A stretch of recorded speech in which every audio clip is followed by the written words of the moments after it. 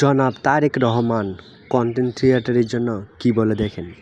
অনেক ইয়াং ছেলে মেয়ে আছে কন্টেন্ট মেকিং, কিন্তু কন্টেন্ট মেকিং এর প্রপার পলিসি আমাদের দেশে নাই। কন্টেন্ট মেকিং এর প্রপার পলিসি নাই।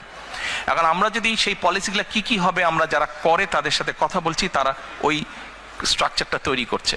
অ্যাট দ্য সেম টাইম এই কন্টেন্টটা সে হয়তো এখন ছেড়ে দিচ্ছে, যখন অনলাইনে হয়তো $50 পাচ্ছে, সে 20 পাউন্ড সে পাচ্ছে, কিন্তু সেই 20 পাউন্ডটা আবার বিভিন্ন যে ইন্টারন্যাশনাল যেটা ফাইন্যান্স ট্রান্সফারের যে মিডিয়া সেটাও নাই, ফলে সে ডাইরেক্ট পাচ্ছে না। তার হয়তো বন্ধু বান্ধব লন্ডনে আছে, সে তার অ্যাকাউন্টে দিচ্ছে, ওখান থেকে আবার তাকে দেশে দিচ্ছে, এটাই হচ্ছে কিন্তু ফ্যাক্ট।